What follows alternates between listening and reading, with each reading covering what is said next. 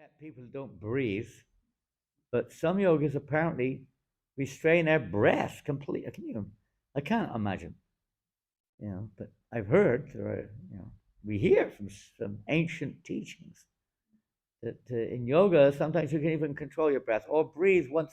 They say in India, how many of you have been to India? Most of you regulars have been, but if any of you are you all in the yoga village? Yoga village? Where are you from? Japan, wonderful. This word Japan, I often wonder whether it actually has a root. There's a very ancient Sanskrit word called japa. Japan. I don't know if it's related. It means chanting mantras or, that type of thing. So, Japan is famous for, Buddhism and spirituality and so on. Where are you from? England. England? Yeah. England? What are you doing here? They gave you a visa? You got lost? My dad's Australian. I think you told me the other day. I think we talked for briefly. Yeah? I vaguely recollect that. Born in England, where? Tooting. Tooting Beck. Tooting Beck. We were in Tooting Beck a few months ago. You remember? That's where Geary lives. Yeah, Tooting Beck. We were in his house in Tooting Beck. Oh, welcome to Australia. You've been here a few days? A few months. Been here. Wonderful. Everyone's coming back from them just in time. It looks like it's raining. Evening shower. Huh? Thunderstorm? Is it? That's fun.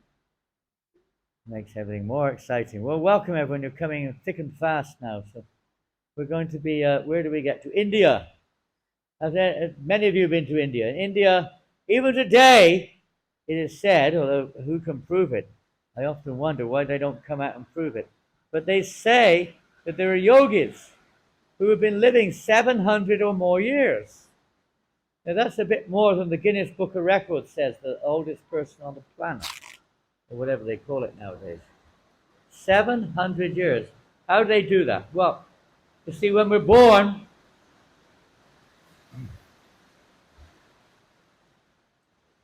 it's your fault, Tara. You were chanting Hare Krishna. You brought this rain on. It's brilliant. But they know how to control their breath. It's said that each of us has a certain allotment of breaths in our lifetime. So they control their breath. Instead of breathing like we don't even think about it probably, unless you're having a problem, right? You don't even notice it. It's just spontaneous, right, Gopal?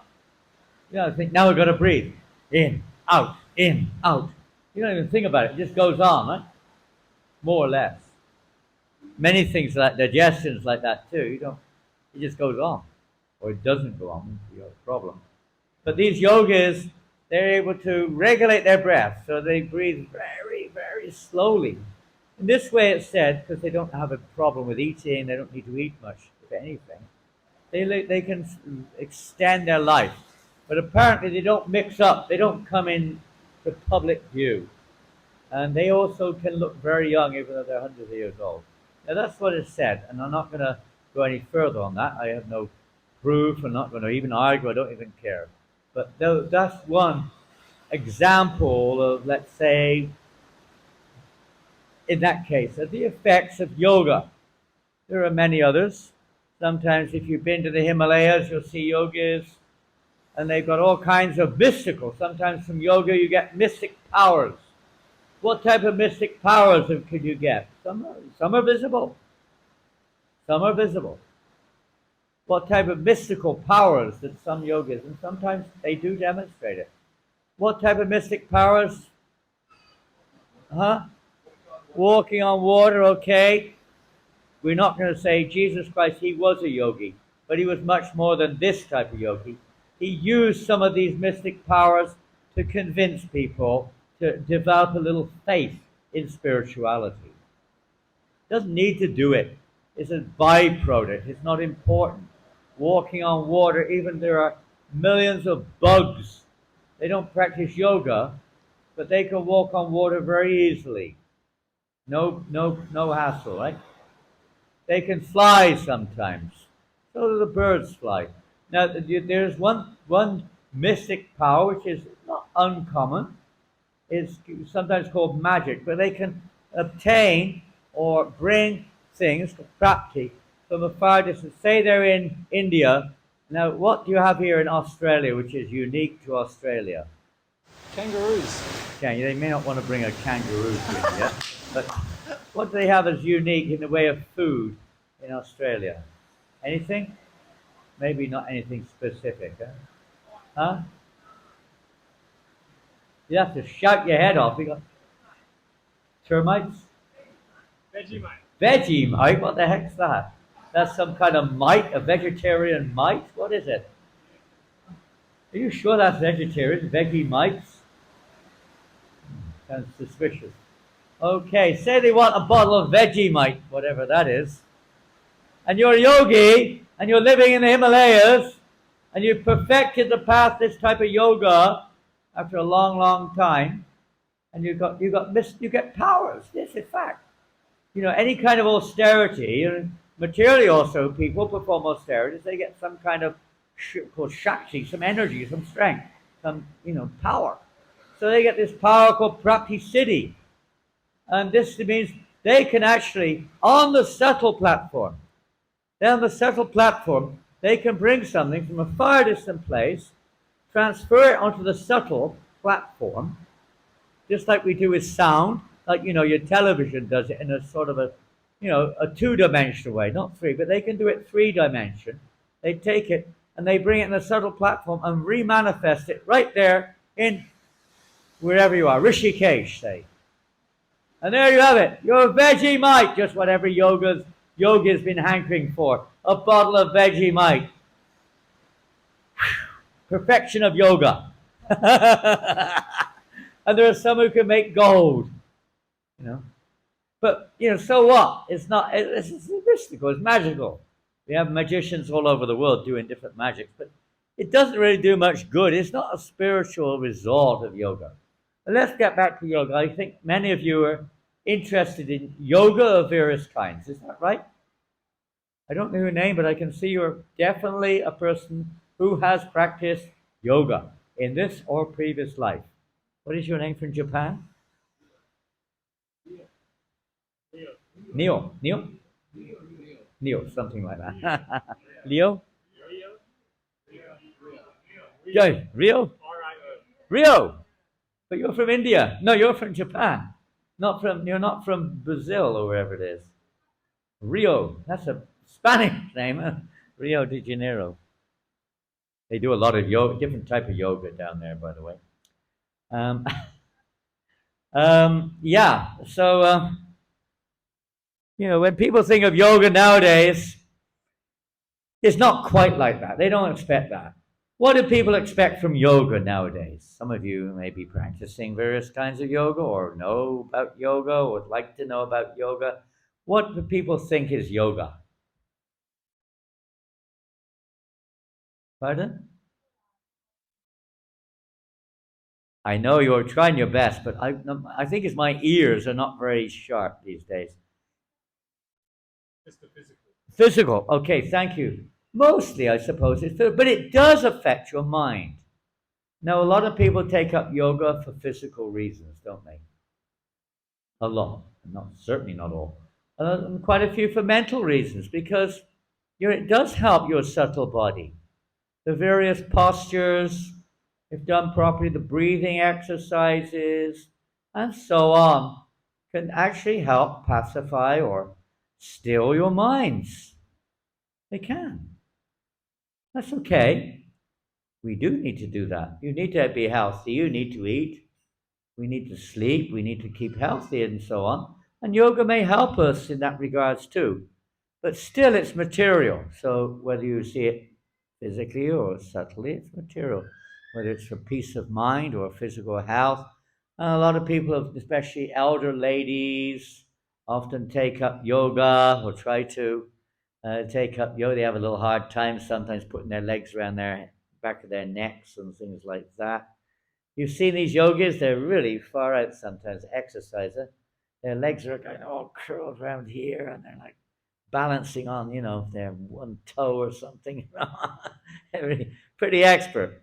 We have quite a lot of devotees actually who were expert yogis before they joined. I was not one of them. I can tell you that. However, Krishna does mention this yoga in the Bhagavad Gita. Now, this type of yoga is generally, when we talk about, let's say, postures, what type of yoga is that called? Pardon? Hatha. Hatha Yoga is the simple name, Hatha. Hatha Yoga. It is these very, to help, as I said before, to help balance the life airs in the body, help your digestion, help to become more self-controlled, less affected by the goings on of the world around us, more healthy, and so on. Better lifestyle. It's a foundational kind of yoga. Then you go further, Ashtanga Yoga, which will deal with a little bit more the life airs in the body and the various ways of raising the life air up to the crown, and a purified or perfected Ashtanga yogi will then leave the body in full, in steady consciousness from the. Anyway, these are probably things that don't happen much now, but different. And then what other type of yogas does Krishna speak about in the Bhagavad Gita? Jnana Yoga, which is very philosophical analysis. Sankhya Yoga also a little bit more scientific, but the same kind of, taking the elements, analyzing, is it this or that? Going right back and back and back to look to the origins of the very atomic structure, basically. Science, in its own way, follows that kind of system to a certain extent. What else do we have in Bhagavad Gita?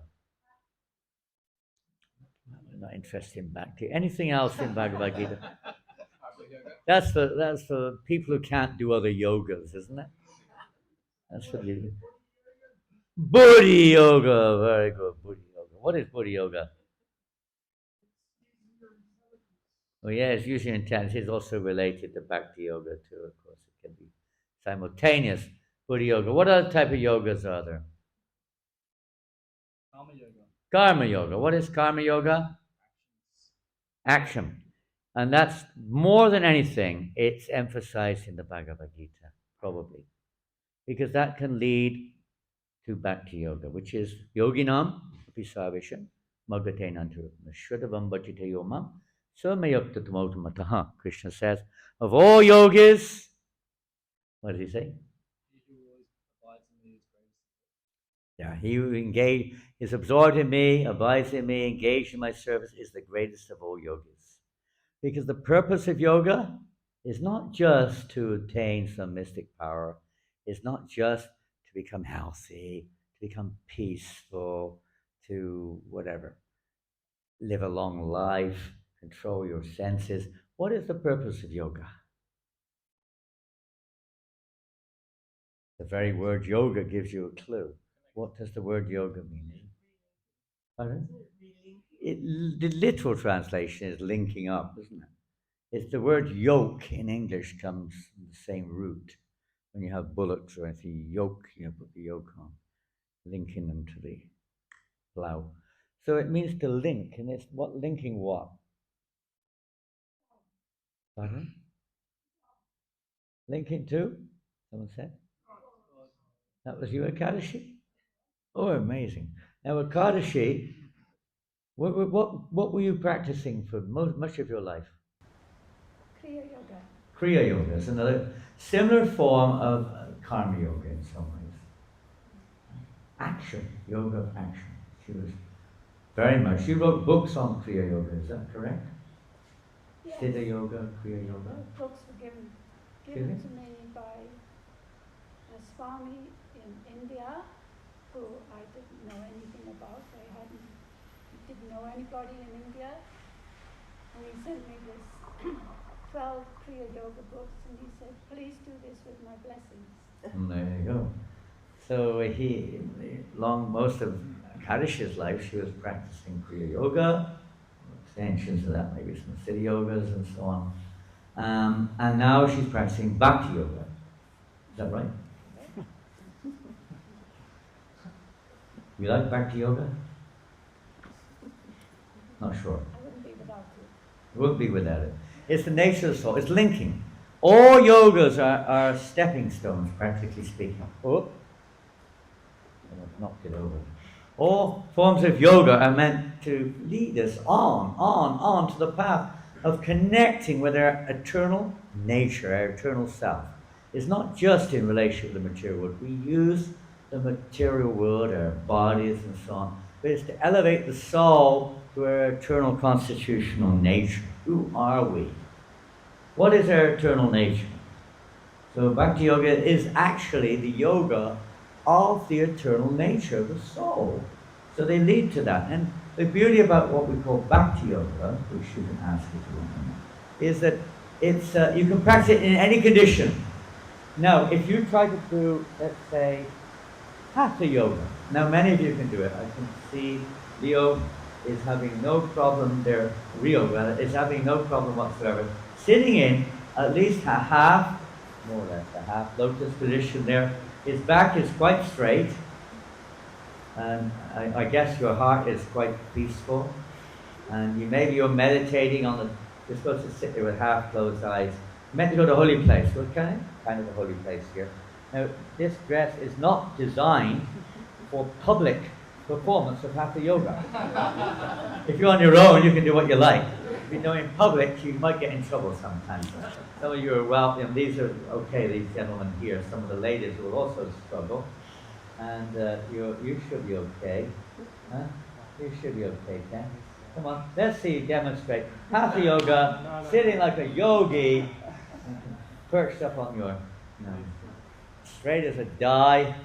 And, you've got to sit there. Now, you could do it for a few minutes, probably, some of you. Madhavananda is going to demonstrate it now. The ambulance is on its way. Not very good. Better than most, but not very good there. And what else? Who else? Manibanda. Are you equipped for it? Oh, you got the finger. No, you haven't. Come on. Just like a running ape. I'm not sorry. Get your fingers right. Come on, here he is, Tom. Boy, look at that. He's not doing bad. Whoa! Look at that. Wow. King of the yogas. How long? Now you don't just sit there for a few minutes, and that's not what it is. That's just to help balance things, so you can be focused in mind on what on. Now, this type of yoga is not usually. They don't usually emphasize. Is there any tissues anywhere? Oh, they're under the bag. Isn't it amazing? They're so close you can't see them. It's like that with the soul, because we're looking out. We can't even see ourselves.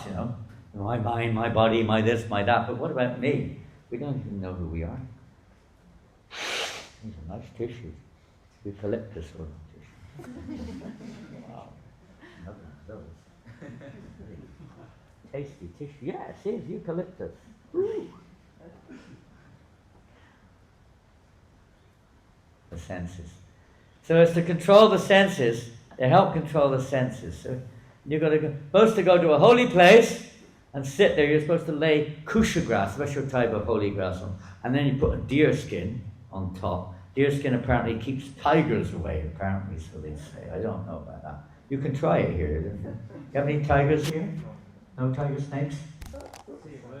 Huh? It works. Until you put your deer skin down. Okay, so we're going to give it a go here. I haven't got my kusha grass. I haven't got my deer skins. We are kind of in a holy place. I don't know how sanctified, how quiet, peaceful. It's supposed to be peaceful. No internet. Please turn off your mobiles. Throw them in the bin. None of these things. And no more. You've got to get rid of all this stuff and just focus on the goal of yoga. And practical, Hatha Yoga. Okay, can I have some help to put my leg up, please? If I'm sitting down there, I might be able to do it, but bringing it all the way up here is too much, Yogis don't sit on high pedestals like this. What type of yogi is that guy? Puffed up looking fella. All right, we're going for it. Now, the other part's going to be, they call it indecent exposure.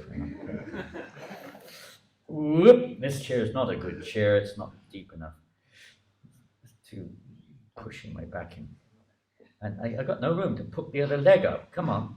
Who's going to help me? Come on. Nandu, put the other leg up here. What are you doing? Where's it going? It's got to go this way. It's got to come up over here. It's got to come up here. All the way up there. Yeah, no problem. You sure? Well, no, don't push it too hard. Oh, you will be sure. Okay, yeah, keep going. Yeah. I don't know what's wrong here. I can do this normally, easily. It's your fault.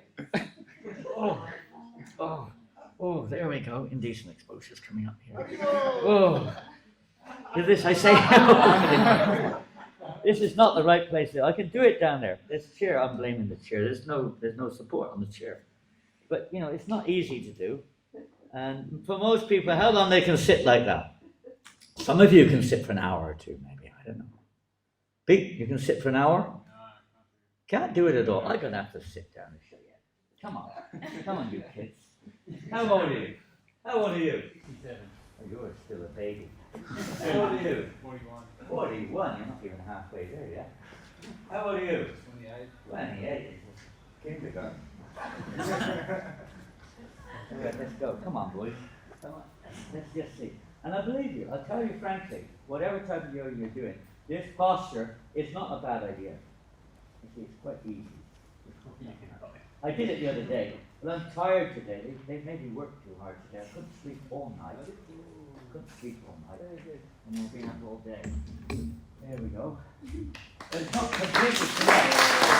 It's on the way. I just did it getting right up here. When I was your age. What are you? 81? Something like that. But it does. If you can't, we're not saying you should do this, but I tell you, these yoga postures can be helpful no matter what type of yoga you are practicing. This thing keeps falling off. Where does it go? Here? There? There? Anyway. And you're supposed to half close, then you've got to sit, Straight back.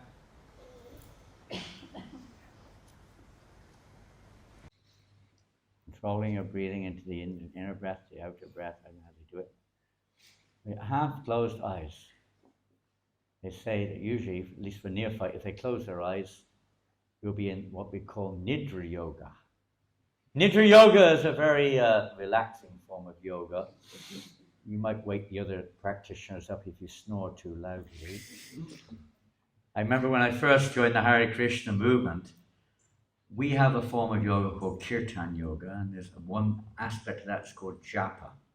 Japa means chanting, repetitive, I mentioned earlier about Japan, repeating a mantra, mostly for one's own, you could say, personal purification or personal purpose, and repeating a mantra and trying to hear the sound. So when I first came, I used to like to close my eyes when chanting this mantra, and I would usually, so that it wouldn't be, I don't know, I would often chant like this. And I wasn't sleeping, it was just the way it was. But I wasn't even aware that one day the BBC, no, it wasn't the BBC, it was a newspaper, I don't know which one it was, in London, came to the temple to do a little article on the Hare Krishnas, and they found I wasn't even aware they were there, I had my eyes closed. They took a picture of me. They seem to find this quite fascinating. And it was in the newspaper, it said, Samadhi. Now, if you know what Samadhi means, who knows what Samadhi means? What's Samadhi, huh? Yeah, it can be liberation, total absorption in the spiritual objective goal of your yoga, completely purified, etc., beyond the modes of nature. So I wasn't in Samadhi, but they put that little article there with a question mark afterwards, as if it's a joke, Samadhi at the Hare Krishna temple. And these are words that people were just getting familiar with, not very, but little bit. Anyway, we don't have to do this, but if you can sit like this, anytime meditation, you're supposed to then half close your eyes in case you fall asleep if you close them fully, and if you open them fully, you might become attracted to the objects around us.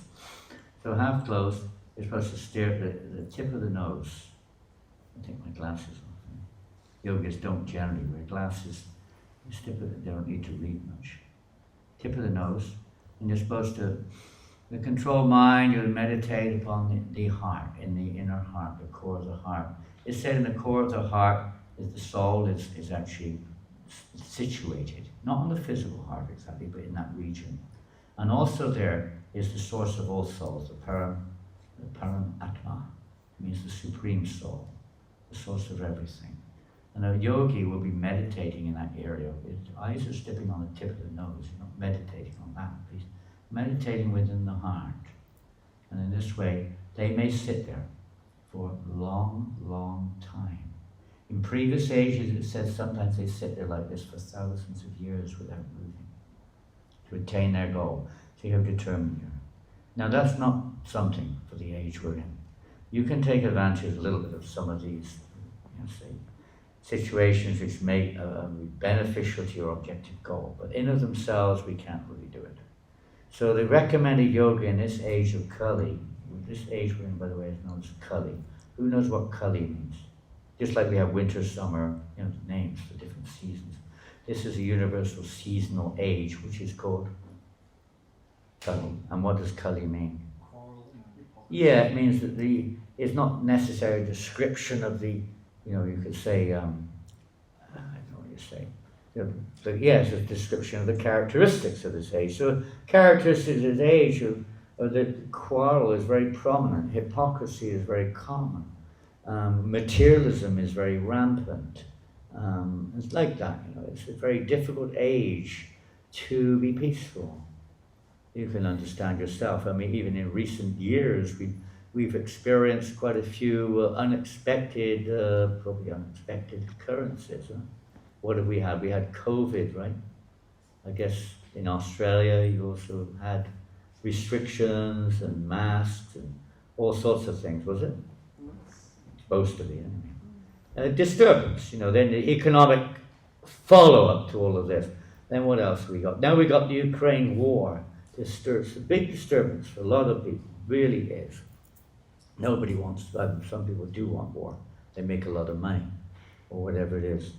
But, these are all disturbances. And this is in Kali Yuga, they're very common. Common people get put into disturbing conditions, even if there's nothing like this.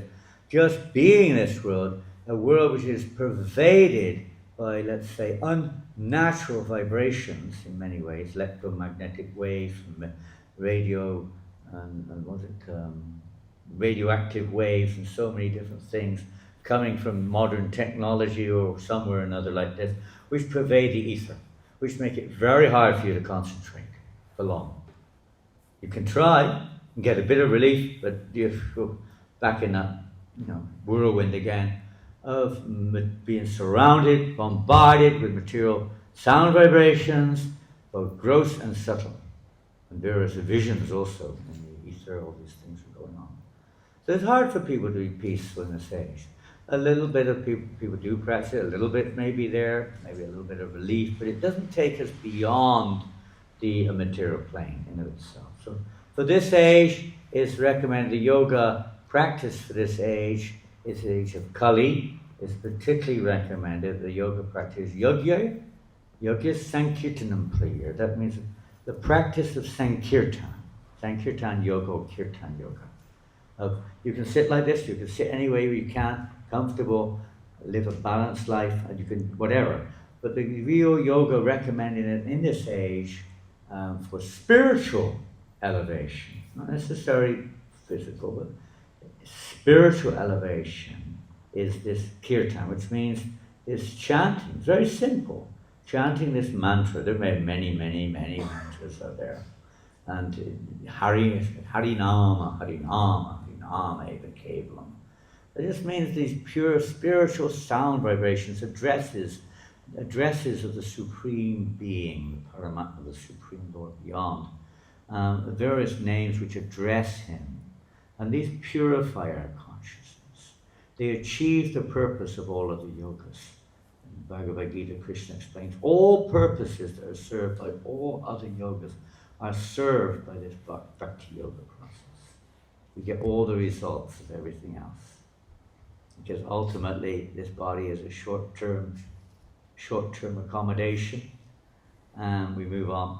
And the purpose of yoga is not just to make the body fit, because that's just a temporary result. It's to come to the eternal spiritual platform. We never have to die.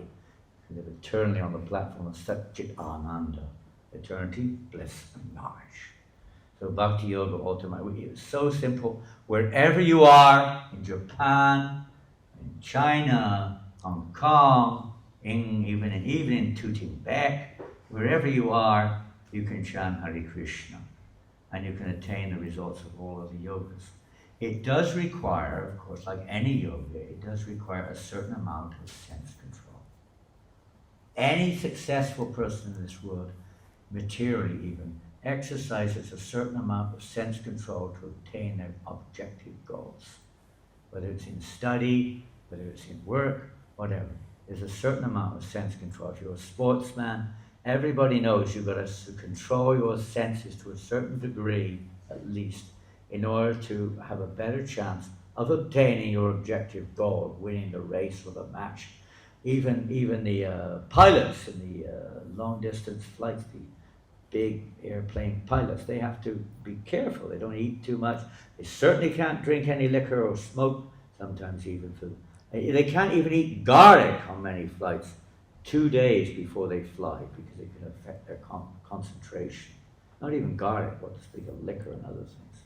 Because they have a higher goal, they have a particular objective there. So a certain amount of sense control. So in yoga, it's not in most yogas you have to almost force yourself. In Bhakti Yoga, you probably witnessed it already, you may wonder what type of sense control do they do. They seem to eat more opulently than anyone else I ever known. Yeah. And, well, except for being vegetarian, of course, they're not. Some of us are vegan, but not necessarily. That's a kind of a restriction, but it's not very severe. Nice, tasty food is being served, and they're dancing and singing and living in a nice place, and whatever else, going for a swim in the river or something. I don't know what you do, but whatever it is, doesn't seem like the austere life of a yogi. Well, this is Bhakti Yoga. It means it's not giving up things. It's learning how to use things for a higher purpose, connecting the world around us, connecting our families, connecting our work, connecting ourselves, everything, connecting, yoga, connection, linking up, linking it up. In the Bhagavad Gita, Krishna explains this process of doing whatever we do in relationship to the Supreme Spirit. And that is taught in Bhagavad Gita and in many other Vedic or spiritual guidebooks, especially from India, more than anywhere probably. Those teachings are there, so that people living in this age, particularly we're talking this age now, can find that they can practice yoga in any situation. It may not be that they can sit like I'm sitting now, and so what if we can or can't, but they can, in the heart, they're starting to connect within their heart by engaging their minds, their bodies, etc.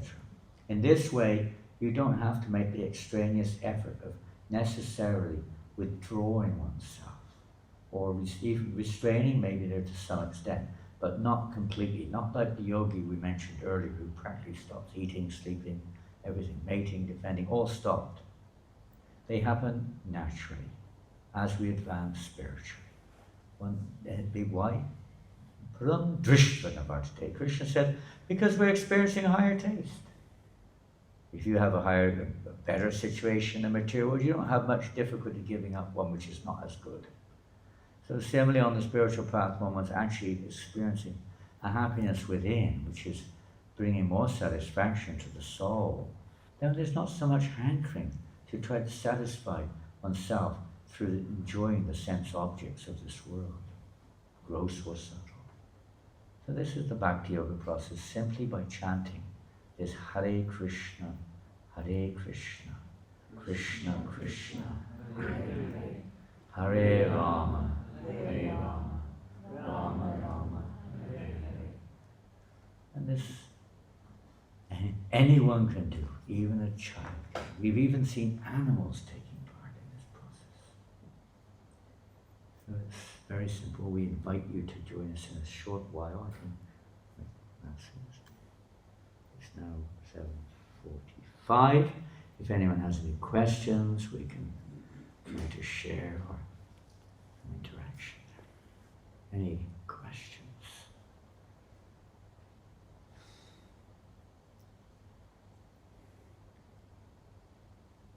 You're too much absorbed in samadhi, forgotten where you are. Your whole consciousness is completely pure. There's nothing to even interfere with your focus.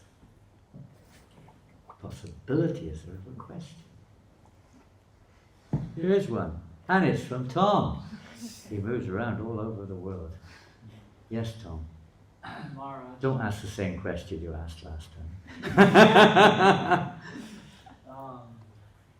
So it seems like speaking from experience that like much of my life seems to be very like self-centered. It's always about like that just seems to be my thinking is like it's all about like myself. How can I come from more of a place of like wanting to give to others instead of always just? Isn't that a sweet, let's say, question, if you want to call it that? It's we'd be amazed. We won't be amazed necessarily, but it is amazing how self-centered we can be, even in the practice of the type of yoga we're performing or trying to do. I like it, isn't it? Therefore, I do it.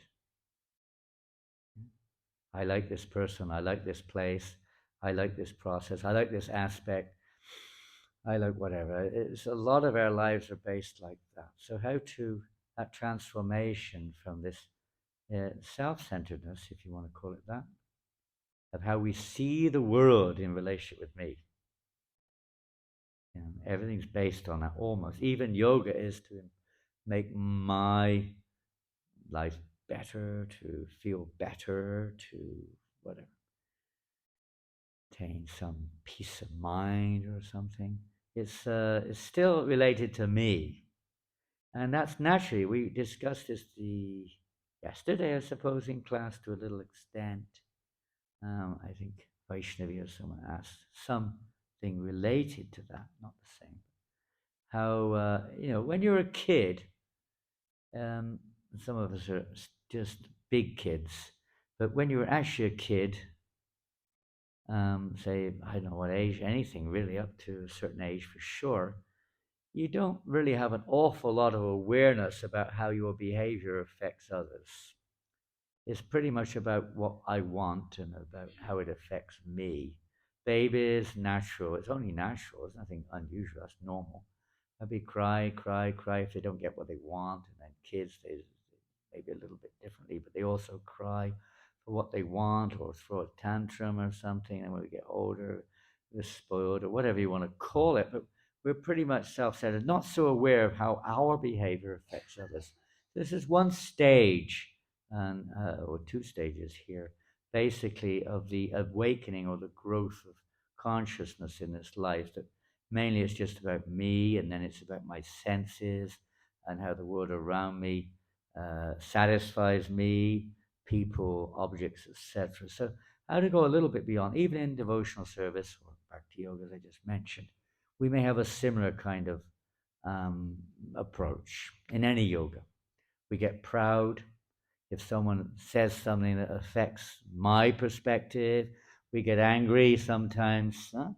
Wars are fought on a bigger mundane scale over these type of things. Agree with my perspective, then we're basically at odds with each other, and so on. And sometimes it leads to all kinds of internal strife, depression, and mental anxiety, and so many things. So this is the result of false identity. The crisis or the problem is identification. When we say self-centered, what do we really mean here? You're identifying with your mind and your body. Yeah, it's not so much the soul. When we say soul-centered, it takes on a slightly different perspective. But mostly when we say self-centered, we're identifying with ourselves, with the body and mind, with our place of birth, with our particular whatever state of consciousness we're in now, our conditioned state, we tend to think that's me. It's an accumulation or a molding of, you could say, our consciousness over countless lifetimes. By association, we start to develop different, perspectives and so on, different attachments and what have you. So that's very deep and very strong. It's almost all pervasive. So I had to change from that. The whole idea is a change of identity. So when we have this bodily mental identification or attachment there, we may theoretically think or accept even, we have some faith even, that I'm more than that. And anyone who thinks a little logically or has practiced a little yoga should at least be able to theoretically be able to reason that there's more to me than just this body and mind. This body and mind is a vehicle which I'm traveling in. It's related to me, but it's not me. Just like your car, if you have one, your bicycle, whatever it is, you're using it, is related to you, but it's not you. It's connected. And definitely if someone, if you say, well, I'm not this car, someone saying, okay, you're not the car, and they just come along and start smashing the windows and, stealing everything, you're going to probably get a little upset. Although it's not you, you're attached to it, you're identifying with it. So similarly, we're identifying with this body, even though we may have some theory. But how to get that as long as we haven't got that realization, there will always be an element of this sort of reaction according to our conditional, this self, what we call self. It's not really self-centered, it's illusory centered. We're not aware of our real self. So we're thinking on the body and mind, so we react according to how it affects our mind and body. And we're always trying to make our mind and body more satisfied like this. On the spiritual path, we're trying to search for our true identity. We may not have realized it yet. So that's the whole purpose of yoga, is not just to see what things in relation with me. That's why in Bhagavad we have, for instance, this book, Bhagavad Gita. It helps us to live our lives to see things more in relationship to the spiritual platform, the true self and the supreme self, to see things, life a little differently, and to try to set a goal on that, and then gradually things become molded towards that goal. We do that which is favorable to reach that goal, and not just to satisfy this temporary situation we're in. So there will be a transformation period. It's not going to happen usually overnight, very rare. It takes practice, it takes time. But it is possible. It just takes time. And then one who has realized the self, you can read about it in that very chapter, is no longer disturbed by anything that happens in this world. Death is nothing more than just, whatever, just change of dress, really. Doesn't affect a yogi in any way. The body is, the pain may be there, but you're not relating to it. Because they're aloof, they're on a different plane of consciousness. It takes time for that transformation of consciousness. You associate with persons who are on that path, and we have to, it's like any, let's say, curative medicine, you have to take the course. Even yoga, there's a course. If you want to be a teacher, you have to take the course on yoga. You can't just make up your own path or just take a bit and that's it. You've got to take the course. So there's a course, there's a process of transformation. And most of the time we just want to take what we want and don't want to take what we don't want. It's like, it's the same thing, what satisfies my senses. So that will be there in the beginning, no doubt, to some degree. But if we really want to reach the objective goal, sometimes we have to do things, and we've all done that. I'm sure we've all been through education at school or maybe college, where I know when I was at school, it's changed now. This is back in the 50s and early 60s. And you had to have, if you wanted to go on to a degree, you had to have at least one language, O-level, we used to call it, and at least one science. No matter if you hated it, loved it, or not, you had to get it if you wanted to go forward. I was terrible. There were subjects I used to like, but those I hated it. I just couldn't relate to it at all as a kid. But I had to do it, and some or another eventually, at the fourth attempt, I eventually got basic pass marks so we could go forward. But I had to do it. In school you have to do things you don't want to do. It's just, it may be wrong, but that's how it is. And sometimes we have to accept things like that if we want a higher goal. You can't just have, just what you want at this stage. On the spiritual platform, yes, you can, because it's natural. It's you. It's not your conditioned state, karmic state of this world. It's the free soul. The free soul is a free soul. It is you. The soul is you. It's not something, it's not yours or, whatever. It is the actual living being. So the living being is liberated, as you said earlier on, samadhi. In that state, the liberated soul is completely satisfied. He doesn't have to think about these things. It's just spontaneous manifestation of who you are. So it's a little different then. It's you. This is not you, but we're acting on this platform as if it is me, and if we get all kinds of difficulties. So this is the practice of yoga, to try to realize that true self, and then all these other things automatically taken care of. Anything else? Where do you think the world is heading, and what challenges to the future generations we're going to have? Where's the world heading, and what challenges will future generations have? How will we overcome them challenges? Yeah. Of course, you find different Nostradamus and this one and that one, and different religions make predictions and so on. To some extent, you may see some thread there. You may see some apparent evidence of predictions. So there's a very popular thing in the world sometimes today, these various predictions which go around about the future. I'm not a soothsayer or one of these persons, but we from our experience in life and from what we've heard and read and what we see in not Bhagavad Gita, but in other scriptures we have, in this age is the age of materialism. Things will become more degraded, less spiritual. But at the moment we're in right now, it is said this is a period which is affording people an opportunity in amidst all the, whatever you want to call it. Different people will see it differently. When some people call it chaos, some people call it a nightmare, some people call it whatever situation we're in right now, unpredictable situation, just whatever. There is this opportunity. That's the most important thing. Right now, there is an opportunity, there's a window.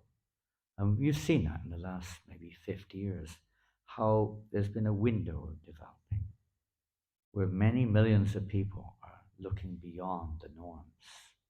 They're looking at something, there's something more in life than meets the eye. And many, many different types of spiritual groups have popped up all over the world, I think since the 60s, mid-60s maybe. At that time, of course, we were exposed to many of these different, and then even in other religions, they started to kind of shake and wake a little bit. There's a bit of an awakening. They used to call the Age of Aquarius, I think, in this hair musical, I remember. Like an age of enlightenment. It's not as simple as that, but there's definitely a window right now. And that's a long history. I won't get into that history going back, but it's predicted that this will be a little window. So there's a great opportunity. The difficulties that are going on in the world today are, for many people, an impetus to look to spirituality. And because if spirituality is available, or path of spirituality is available, it's a great chance for people to take a little interest and pursue it.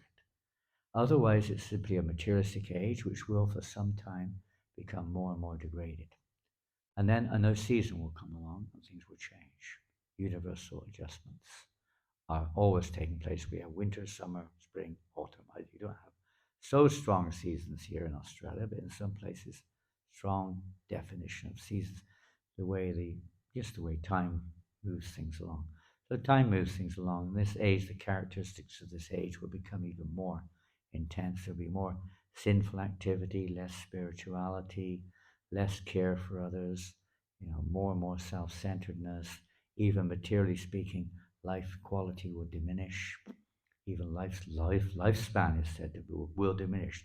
But this is a little window where things are a little bit held back, a little bit different to some degree. And what was the first part of your question? Where is the world heading? Where's the world heading? Well, I kind of gave a brief summary of what we understand there. Where it's heading now, the practice of genuine spirituality, purifying the atmosphere by sound vibration, by behavior and so on, environmental adjustments, etc., to bring about a more normal, simple living style of life. All these things have a possibility at this point of time.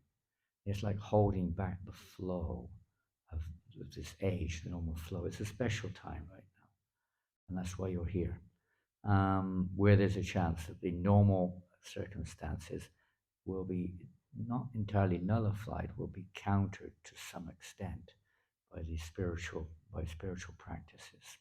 The amount of sinful activities going on in this world today, according to scriptural directives, there's sinful activities, murders, rapes, and abuse, and you name it. And of course, then all the animals that are being slaughtered, and the intoxication which is unnecessarily being indulged in, and all the other things, gambling, this thing and that thing, all accumulate various karmic reactions.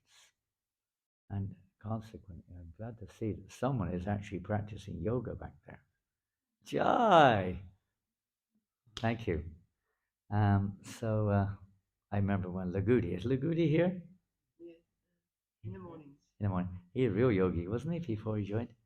And when he first came to the Hare Krishna temple, one devotee here, his name Lagudi, he's about 80 years old now, isn't he? Must be. He was a yogi before he joined. He was also a horse jockey trainer or something like that. And when he first came to the temple, our spiritual teacher was giving a talk, and he was at the back, and whole class, he was still in his head. The whole class. No, so he used to ride around here. I remember in the 80s and 90s, when he just ride on a horse, standing on his head on the back of a horse. He'd ride around the farm. Pretty far out, huh? He was expert. Remember that with us? Yeah, I've seen him on his horse, riding around, standing on his head. Whew. I was here a little bit in the late 80s and early 90s. Some of you may have been around, I don't know. But yeah, so our desire, the whole purpose of this movement, our teacher said, is to be happy, but it's also to encourage others to find true happiness.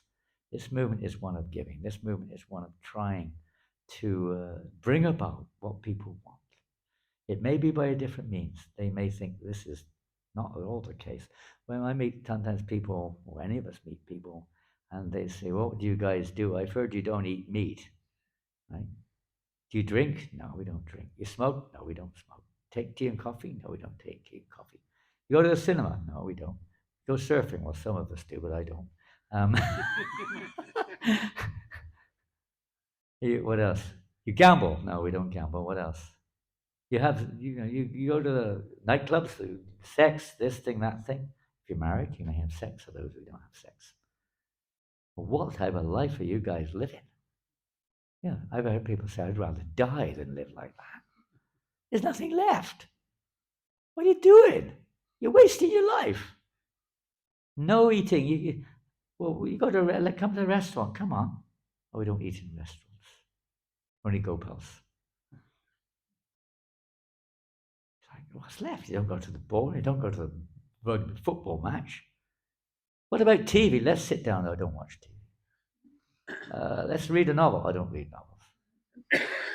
God, man, you're dead. You're as good as dead. I've heard people say that. There's nothing left. They don't realize, why are you doing all those things? Why are you going to the casino? Maybe you're frustrated. Maybe you've got some kind of fantasy you're going to win a lot of money. I don't know. Why do you go surfing? Why do you go to the pub? Maybe to drown your sorrows. That's like a negative side. Why do you do these things? Why do you go to a ballroom or a rock concert or whatever you guys go to? Why? What for? What are you looking for? I guess you're looking for we used to look for, we call it a buzz. We're looking for a buzz. Buzz, now I've got a real buzz now, buzz my hair. But a different type of buzz. You know what a buzz means? They ever use that term here, buzz? What's a buzz? Like a high adrenaline charge, you get buzzed up, fired up or whatever. Some drugs or some rock music or something getting you going, something exciting. You're looking for excitement. What else? happiness, huh? We want to be happy, joyful, always joyful, huh? You want to be, enjoying other people's association, the wood around you, your senses. You want to be happy. Of course, everyone's got slightly different ideas out there, therefore you get a little bit of clash sometimes. But you want to, basically, people are looking for happiness. It's called, in the ancient Sanskrit, called Anandamaya Abhyasa. They're pleasure seeking. I know, some people get pleasure out of suffering, by the way, or out of the suffering of others. Is in a different mode of nature, but they're looking for satisfaction. Put it like that. Satisfaction of them, whatever their subtle desires or their tendencies are, etc., to try to satisfy them. So if you can find that internally, then there's not much of a need to spend your life. I mean, all these externals either cost money, you have to work hard for them, cause sufferings to others, cause damage to your own body, or result in some reaction which is not very pleasant. I remember a few years ago at the Gold Coast. The Gold Coast? Yeah, he lives in the Gold Coast. And that's a very holy place, isn't it? Everyone's very spiritually elevated in the Gold Coast, especially when they're drinking and smoking and gambling at the same time with a beef burger in their mouth. And they have very holy behavior. Huh? Well, I met one boy, Indian boy, right outside your Bhakti center there. An Indian boy, I think he was a student from India. And he got caught up in all these things. And he lost all his money at the casino. They have casino up down the coast if you're bored. And you can lose all your money there. It's very nice. So he lost all his money. And he got really depressed. Not only that, but he borrowed money, which he lost.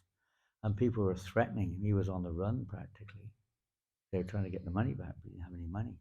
So he borrowed more money to try to gamble again, to try to get money to pay back the other one. And he was going like down. He was so depressed. He was suicidal. Did you know in Melbourne Casino, an average of one person a day commits suicide? The casino. What to speak of the others who get angry, depressed, whatever. It's just one small example, This idea that I can get satisfaction from this. Did you know that 8 billion animals, fishes and birds are killed every day for human consumption? 8 billion, one per person, every day. There is karma for this. And we're all implicated. We've all been doing it. No one, I used to work in a slaughterhouse when I was a student for a while. We didn't know what it's all the same. It's a job. Didn't know. Okay, some people are in ignorance. What can you do? That's their situation right now. But it's supposed to try to create an environment which is more favorable for people. Smoking, drinking, all these things. What do they really need to do these things for? They're certainly not good for your health. Are they? Is that what they say on the cigarette packet? Smoking cigarettes is good for your health. Is that what they write? I know. I mean, things have changed. Now, what they went on the cigarette packet, it went from nothing, or, this is good for you. It went from there to nothing. Then it went to smoking may be injurious to your health. Smoking is bad for your, lungs or something. Smoking is bad for your heart. Smoking is very dangerous for your health. Smoking, could cause heart problems. Now, smoking causes heart, this thing and that thing. Smoking kills. That's the present thing on the packet. And still you're smoking like a blooming chimney. Right? Smoking kills. What can you say? They're even writing on there. We don't take it sort of to heart in the same way.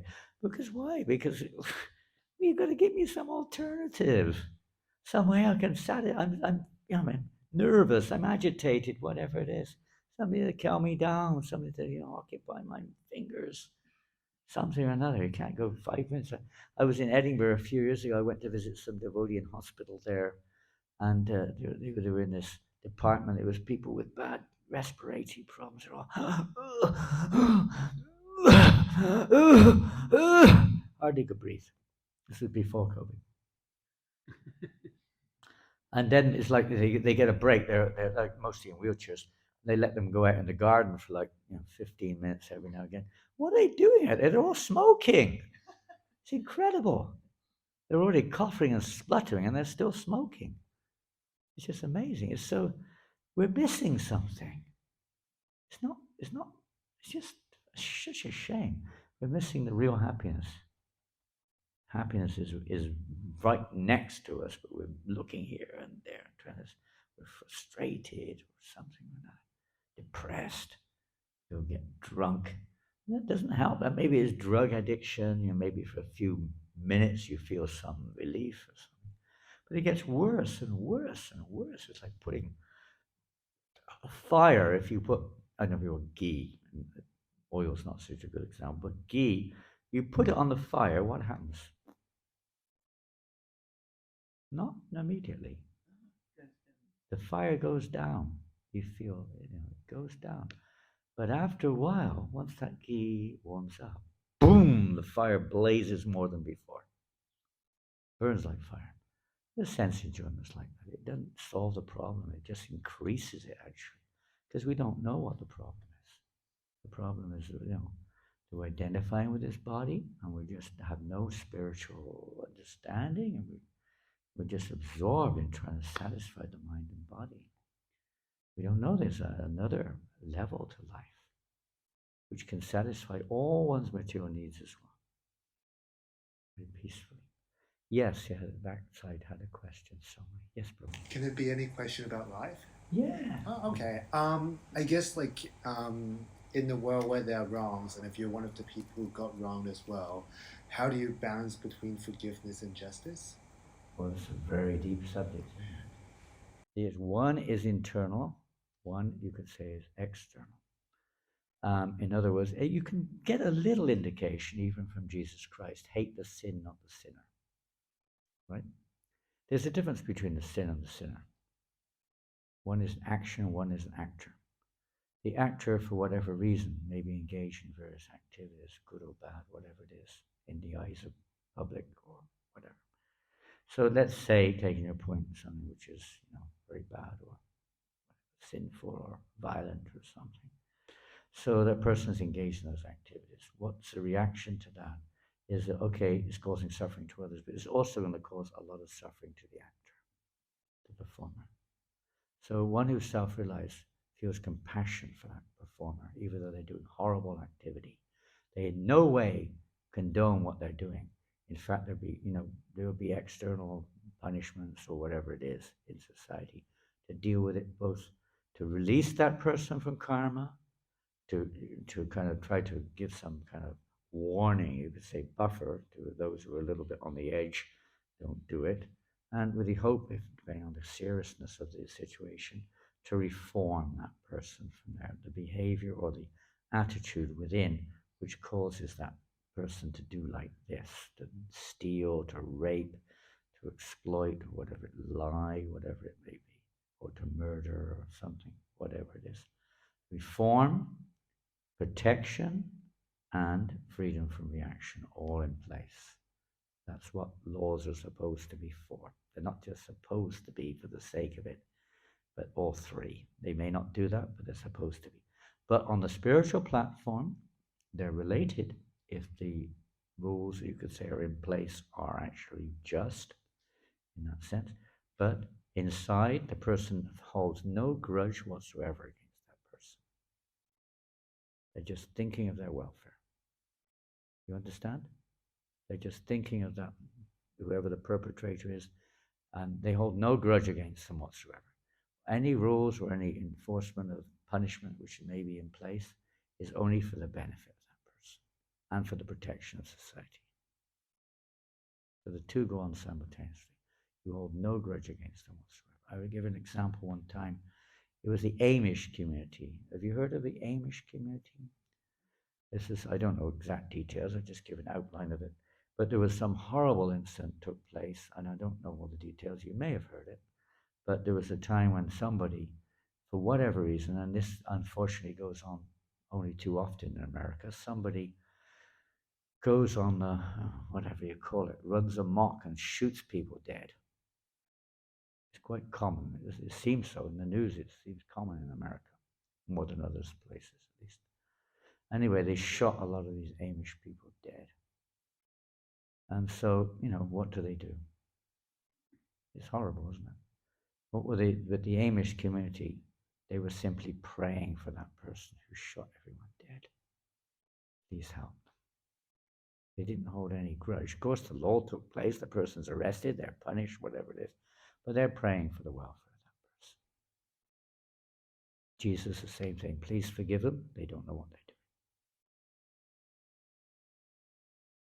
It's the mood of the pure, we're not pure devotees, but it's the mood of the pure devotee, somebody who has only the interests of others in mind. No matter who they are, because by nature everyone's pure.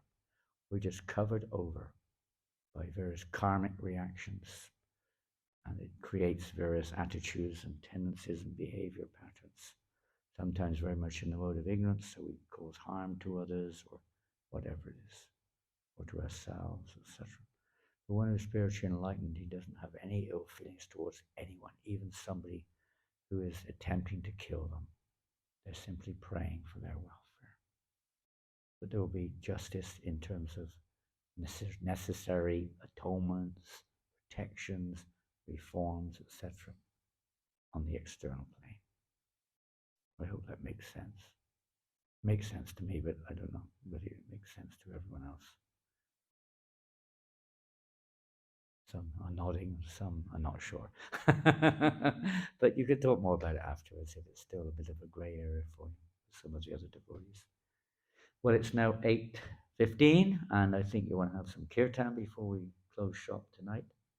I will ask maybe Tulsi or somebody to lead kirtan, please, because my voice isn't too bad, but it's not come back to well. It's better that it's not too bad, because that means you won't have to listen to my dreadful singing, and it would be better we hear somebody who sings with love and devotion, gets us happily engaged in dancing and chanting. When people are happy, they often dance and chant. It's such a simple thing. There's another way. This is a simple way to experience happiness without having to pay to go to a music concert or a rock concert or ballroom or whatever it is. Very happy. Thank you all very much. Hare Krishna. Jai Hari Bol. Hare Krishna. I don't know if we stand, sit, lie on the ground. What do you do? Go into some yoga postures. Do we chant? Okay, all stand. Everyone now stand on their heads while we're doing kirtan. Oh, if anyone's interested, Rasikananda, this is Rasikananda Prabhu from New Zealand. He got some nice little, this is called The Science of Self-Realization. It's a really nice little book there. Perfect questions, answers. Mantra, chant to be happy. A little conversation with Z Beatles. Beyond birth and death. A little bit of a hint as to who we actually are and what happens when we die. And so on like that. There's a few little books which he's brought here. If you're interested, you're welcome. They'll be here on the table somewhere. They'll be there. Okay, this is Tulsi Prabhu. He's from New Zealand, but a little French inside him too. And he's staying here with us in New Govardhana for whatever, as long as maybe some time. And we'd like to invite him, please, to lead us in chanting this Mahamantra. Is it written on the wall somewhere? Somewhere up there. A Mahamantra. There it is. Someone else can do this. Let him get on with the kirtan. And he's more or less done it. There we are. Beautifully done. The Mahamantra is great mantra. And it's a very simple mantra too. You don't have to be, doesn't matter who you are, clean, unclean, you have to go through all the usual rules. You just chant. Okay, take us away. I'll just start with a little invocation. So if you'd like, if you know the mantra, please join in. Om Gyan Matimirandasya Gyanandana Akaya Chakshurum Militamina Tasmai Shri Gurve Namaha Shri Chaitanya Manobishram Staptam Yena Bhutale Swayam Rupa Kadamayam Dadati Swapadantikam Panchakalpatarubhyascha Kripa Sindhu Vaivacha Patitanam Pavanebhyo Vaishnavibhyo Namo Namaha Namo Vishnupadaya Krishna Preshtaya Bhutale Srimati Bhakti Vedanta Swami Niti Namine Namaste Saraswati Deve Gauravani Pracharine Nirvishesha Shunyavadi Paschatya Deshakarine Jaya Shri Krishna Chaitanya Prabhu Nityananda Shri Advaita Gadadhar Shri Vasadi Gaura Bhakta Vrinda.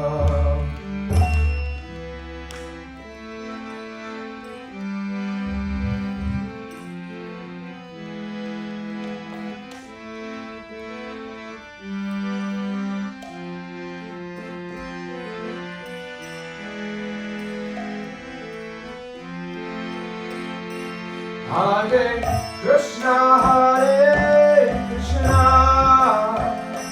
Krishna Krishna, Hare Hare, Hare Rama, Hare Rama, Rama Rama, Hare Hare. Everybody.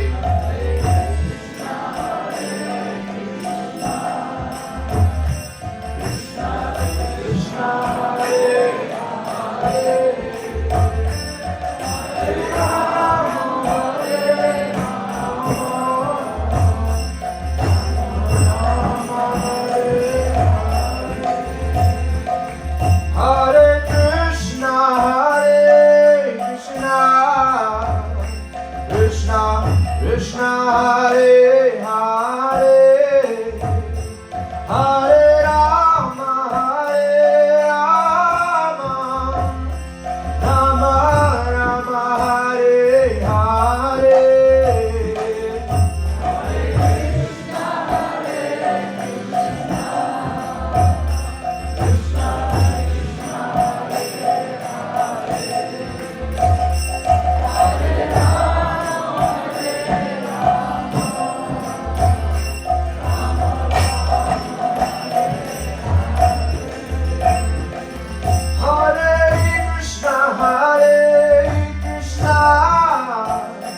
Krishna, Krishna, Hare Hare, Hare Rama, Hare Rama, Rama Rama, Hare Hare.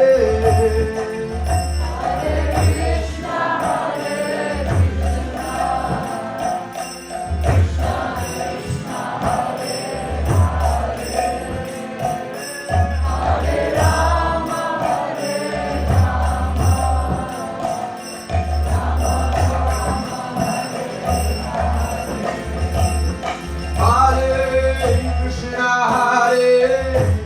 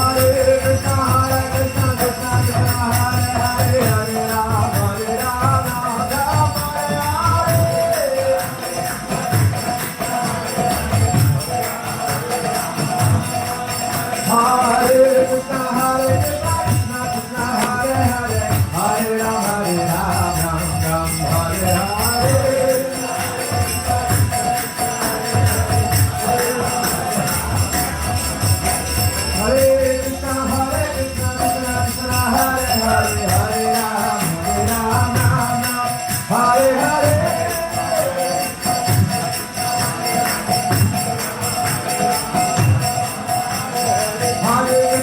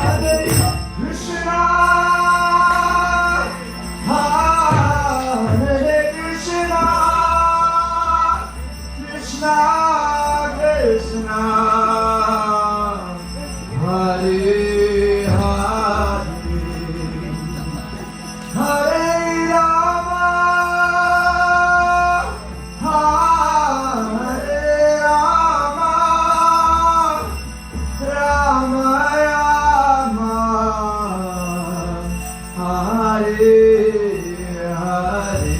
From the heart, everybody. Give everything you got.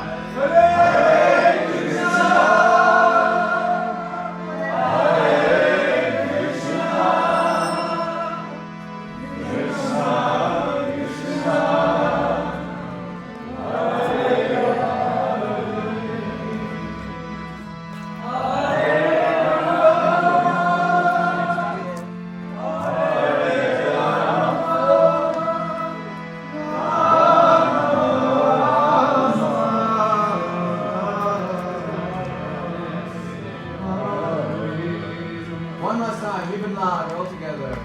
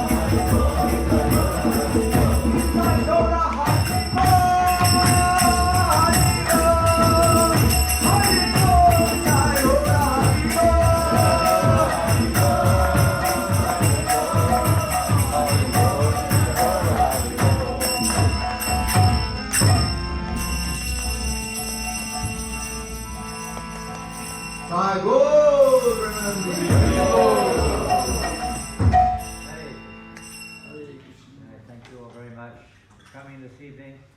I hope you had an enjoyable evening and will continue to take this on board in your lives a little bit or a lot, whatever you wish. I hope it will help you in your journey to self-realization. And if you do want one of these books, you're welcome. Is that right, Vasika? Yes. You're welcome if you want to take one. There's 3 or 4 different titles right here. This is a bigger book, Science of Self-Realization. Very nice collection of different discussions and articles. And please feel free to.